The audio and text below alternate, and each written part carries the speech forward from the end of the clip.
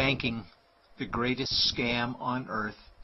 Thomas Jefferson said, "I believe that banking institutions are more dangerous to our liberties than standing armies. If the American people ever allow private banks to control the issue of their currency, the banks will deprive the people of all property until their children wake up homeless on the continent their fathers conquered." Jefferson's warning is already here. 40 million Americans are living on food stamps. Millions more are now homeless, living in tents, all because of one institution, the Federal Reserve System. The Federal Reserve is a group of private bankers who have stolen the money creation process from the American people. Most people still believe the Fed is an agency of the government working in our best interests. It is not. There is no greater form of evil in the world today, so let's explore the banking scam. None of us have ever been taught anything about money. The reason is to prevent us from learning the truth that money is a trick and money is a trap. When solving any crime, there's a universal truth: follow the money, but with the banking scam, follow it backwards. Where does money come from? The world's money supply is always growing. Where does all the new money keep coming from? Money comes from privately controlled global banks like the Federal Reserve System. They create money every day, which increases the world's money supply. Because all banks are either owned or controlled by private bankers, the real question is, how do private bankers create new money? And the answer is they create it out of thin air. Bankers create money out of nothing. They make it up. It is a fiction. Wow. Godlike power to create something of value out of nothing. A stroke of a keyboard and money is created. In fact, only 3% of the world's money is even in the form of bills and coins, which means 97% of all money in the world is just numbers typed on a computer screen. This is part one of the banking scam. Money is created out of nothing. The second part of the scam is this phony money is issued as debt. What is debt exactly? Well, when you consider we work our whole lives to pay it off, you could say debt is slavery. But whose debt is this phony money? It's our debt, all of it. It's our debt when we use credit cards, we get student loans, borrow money for mortgages, all bank borrowing. And it's our debt again when the government borrows, which is each and every day. In today's world, money is debt and debt is money, and don't forget the interest charges. Money equals debt and debt equals slavery, therefore money equals slavery. Our monetary system is a carefully concealed system of slavery. Why? Because our government can create the same money for free with no interest charges, just like they used to, as the Founding Fathers designed it inside the United States Constitution for our protection against private bankers. The third part of the banking scam is very evil. When bankers create money from nothing and issue it as debt, they only create the principal portion of the debt. They do not create the money for the future interest payments.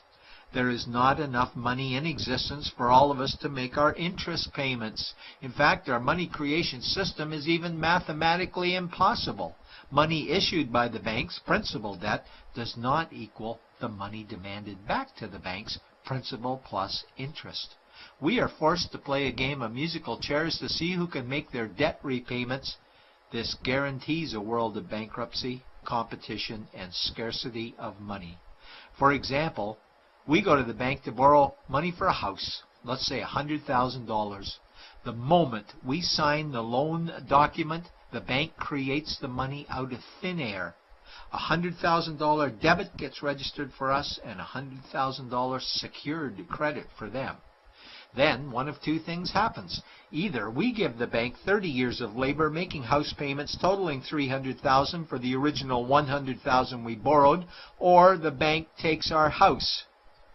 The bankers get either our labor for life or our house, and often they get both, all from money created out of thin air and issued as debt, for money made out of nothing. This is why all the bankers end up with all the assets. The fourth part of the banking scam is inflation.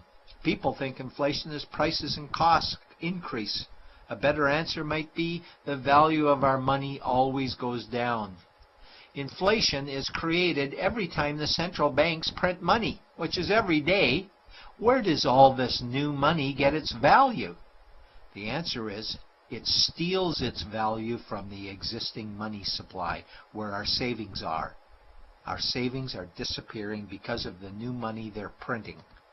If money creation was in balance with goods and services, there would be no inflation.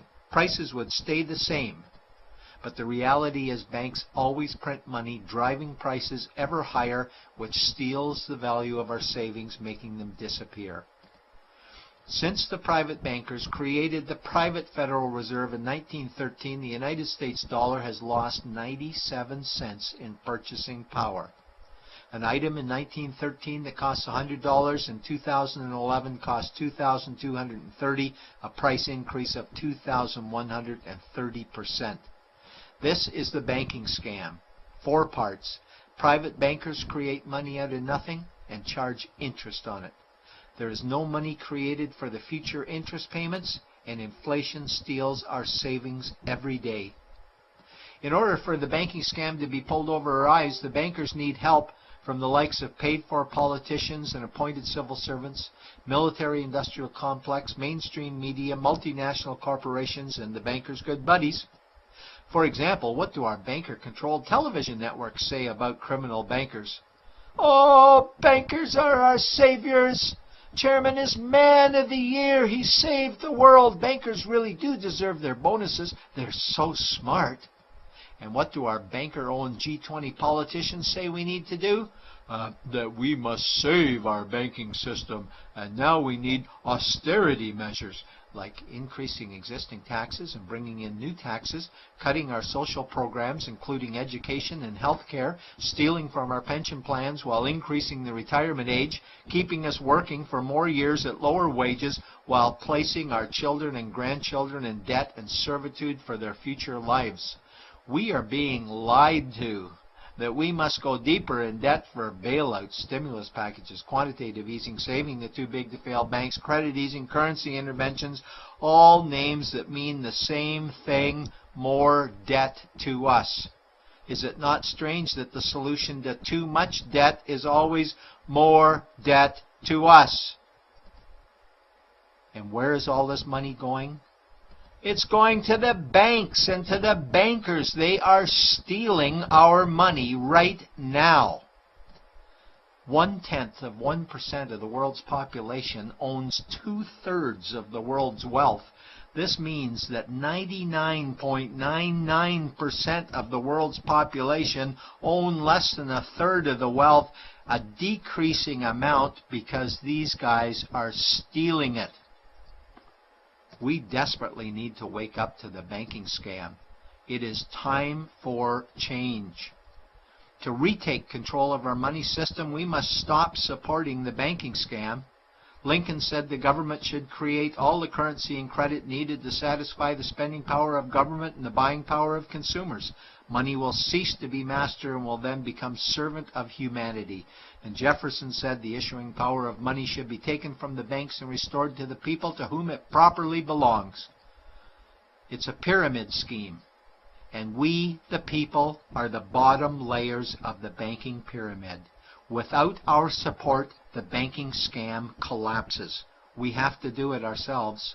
Wake up, get active, wake others, remove our money from the bank. Buy gold and silver coins, get out of debt, rip up your credit cards. These actions will bring down the banking scam. Only vote for politicians who support debt-free money, or run for office yourself, and turn off mainstream media to search for the truth while you still can. And support every effort to end the Federal Reserve System and all the privately owned central banks. Let's bring these criminals to justice to get our money and our countries back before it's too late.